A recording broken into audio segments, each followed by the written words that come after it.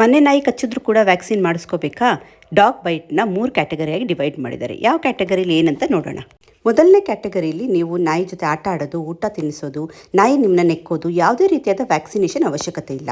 ಹ್ಯಾಂಡ್ಸ್ನೆಲ್ಲ ಕ್ಲೀನಾಗಿ ವಾಶ್ ಮಾಡಿಕೊಂಡ್ರೆ ಆಯಿತು. ಇನ್ನು ಎರಡನೇ ಕ್ಯಾಟಗರಿಲಿ ನಾಯಿಯಿಂದಾಗಿ ಚಿಕ್ಕ ಸ್ಕ್ರ್ಯಾಚಸ್ ಆಗಿದ್ದರೆ, ಗಾಯದ ಮೇಲೆ ನಾಯಿ ನೆಕ್ತಾ ಇದ್ದರೆ ಆವಾಗ ವ್ಯಾಕ್ಸಿನೇಷನ್ನ ಹಾಕಿಸ್ಕೊಳ್ಳೇಬೇಕು. ಇನ್ನು ಮೂರನೇ ಕ್ಯಾಟಗರಿ ಅಂದರೆ ಡೀಪಾಗಿ ಗಾಯ ಆಗಿರುತ್ತೆ, ರಕ್ತ ಎಲ್ಲ ಬರ್ತಾ ಇರುತ್ತೆ, ಆಗ ವ್ಯಾಕ್ಸಿನ್ ಜೊತೆಗೆ ರೇಬಿಸ್ ಇಮ್ಯುನೋಗ್ಲೋಬುಲಿನ್ಸ್ ಅನ್ನೋದನ್ನು ಕೂಡ ತಗೋಬೇಕಾಗುತ್ತೆ.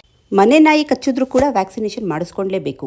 ನಾಯಿಗೆ ಬೂಸ್ಟರ್ ಡೋಸ್ ಕೊಡಿಸೋದು ಮಿಸ್ ಆಗಿರ್ಬೋದು, ಫೇಲ್ ಆಗಿರ್ಬೋದು, ಸೇಫ್ಟಿಗೋಸ್ಕರ ಹಾಕಿಸ್ಕೊಳ್ಳೇಬೇಕು.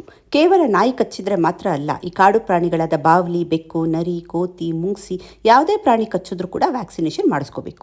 ಇಂಡಿಯಾದಲ್ಲಿ ವ್ಯಾಕ್ಸಿನ ಇಂಟ್ರಡರ್ಮಲ್ ಆಗಿ ಕೊಡ್ತಾರೆ. 0, 3, 7, 14, 28 ಅಂತ ಶೆಡ್ಯೂಲ್ನ ಫಾಲೋ ಮಾಡ್ತಾರೆ. ಡಾಗ್ ಬೈಟ್ ಆದ ತಕ್ಷಣ ಏನು ಮಾಡಬೇಕು, ಏನು ಮಾಡಬಾರ್ದು, ಪಾರ್ಟ್ 3ಯಲ್ಲಿ ನೋಡಿ.